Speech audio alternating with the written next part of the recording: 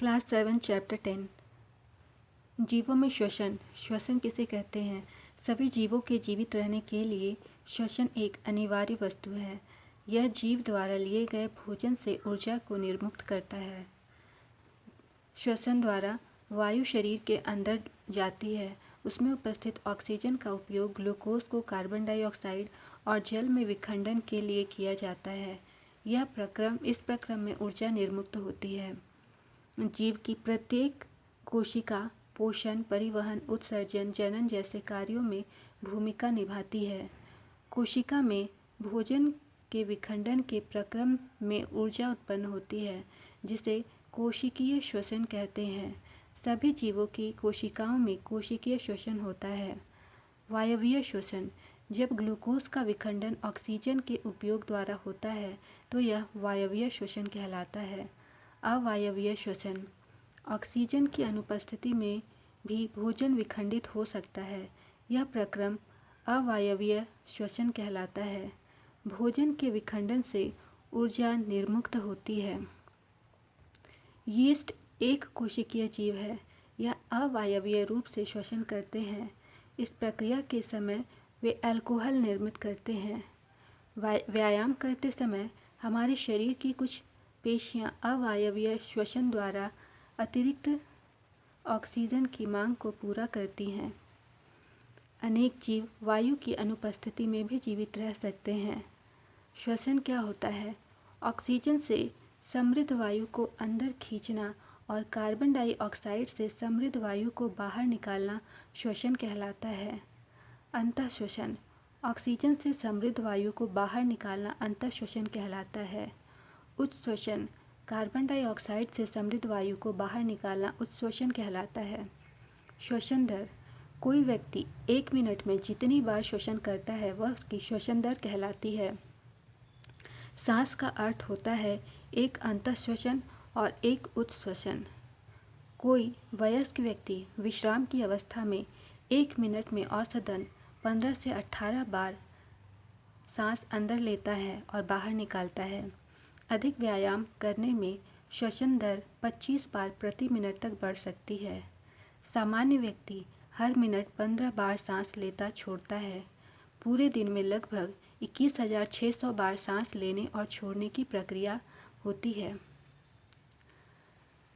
ग्रसनी। नाक और मुंह से स्वर यंत्र तक हवा को निर्देशित करता है।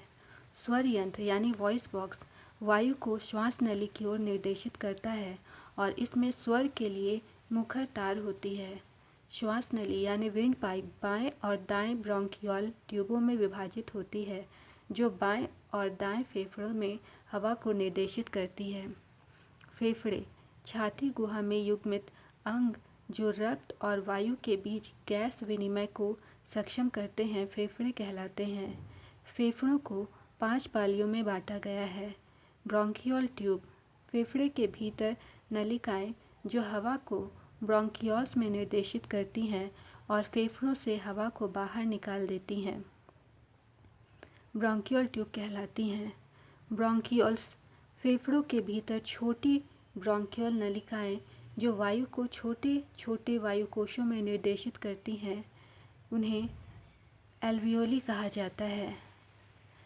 ब्रोंकियल टर्मिनल थैली को कोशिकाओं से घिरी होती है और फेफड़ों की श्वसन सतह होती है। रक्त वाहिकाएं जो ऑक्सीजन रहित रक्त को हृदय से फेफड़े तक ले जाती है पल्मोनरी धमनियां कहलाती हैं। रक्त वाहिकाएं जो फेफड़ों से ऑक्सीजन युक्त रक्त को वापस हृदय तक पहुंचाती है फुफ्फुसीय शिराएं कहलाती हैं। पेशीय विभाजन जो छाती गुहा को उदर गुहा से अलग करता है डायफ्राम कहलाता है। यह सांस लेने को सक्षम करने के लिए सिकुड़ता और आराम करता है। इंटरकॉस्टल मांसपेशियां।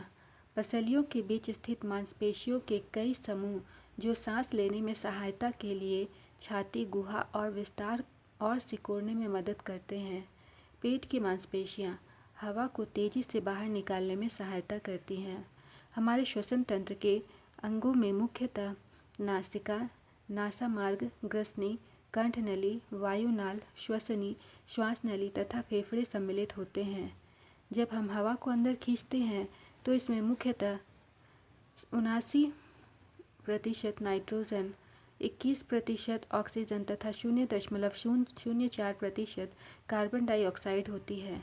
श्वसन क्रिया में एक अणु ग्लूकोज के ऑक्सीकरण के फलस्वरूप कार्बन डाइऑक्साइड, जल वाष्प तथा लगभग 686 किलो कैलोरी ऊर्जा निकलती है। हम श्वसन कैसे करते हैं? हम अपने नासा द्वार से वायु अंदर लेते हैं। नाक और मुंह उद्घाटन जो बाहरी हवा को फेफड़ों में जाने की अनुमति देता है। ग्रसनी क्या होती है? नाक और मुंह से स्वर यंत्र तक हवा को निर्देशित करने का काम ग्रसनी करती है। स्वर यंत्र क्या होता है? स्वर यंत्र या वायु बॉक्स वायु को श्वास नली की ओर निर्देशित करता है और इसमें स्वर के लिए मुखर तार होते हैं। श्वास नली या विंड पाइप बाएं और दाएं ब्रोंकियल ट्यूबों में यह विभाजित होती है और बाएं और दाएं फेफड़ों में हवा को निर्देशित करती है।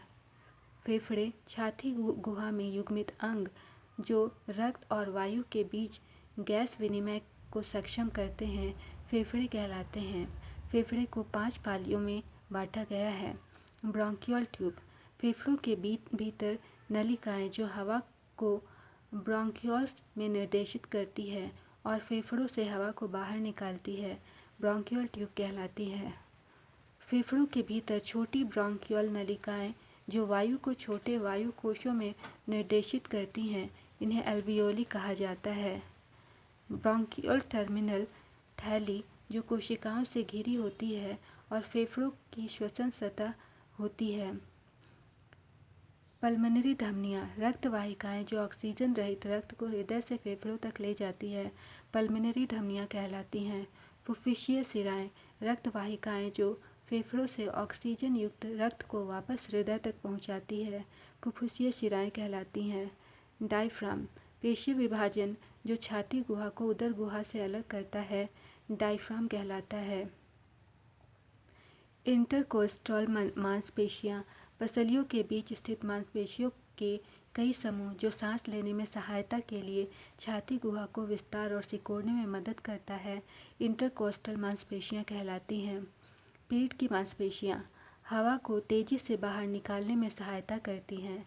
हमारे श्वसन तंत्र के अंगों में मुख्यतः नासिका, नासामार्ग, ग्रसनी, कंठनली, वायुनाल, श्वसनी, श्वास नली तथा फेफड़े सम्मिलित होते हैं।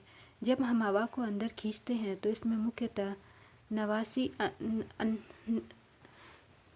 79% नाइट्रोजन, लगभग 21% ऑक्सीजन तथा 0.04% कार्बन डाइऑक्साइड होती है। श्वसन क्रिया में एक अणु ग्लूकोज के ऑक्सीकरण के फलस्वरूप कार्बन डाइऑक्साइड, जल वाष्प तथा लगभग 686 किलो ऊर्जा निकलती है। जंतुओं में श्वसन गाय, भैंस, कुत्ते और बिल्ली जैसे जीवों में श्वसन अंग और श्वसन प्रक्रम मानव के समान होते हैं। कॉकरोच, कीटों में गैस के विनिमय के लिए वायु नलियों का जाल बिछा होता है। केंचुए में गैसों का विनिमय उनकी आर्द्र त्वचा के माध्यम से होता है। मछलियों में ग्लूम और या गिल का प्रयोग करते हैं। पादप में प्रत्येक अंग वायु के स्वतंत्र रूप से ऑक्सीजन ग्रहण करके कार्बन डाइऑक्साइड को निर्मुक्त करते हैं। तो ये थी हमारी जीवों के श्वसन की कहानी। मिलते हैं अगले चैप्टर के साथ। Bye bye.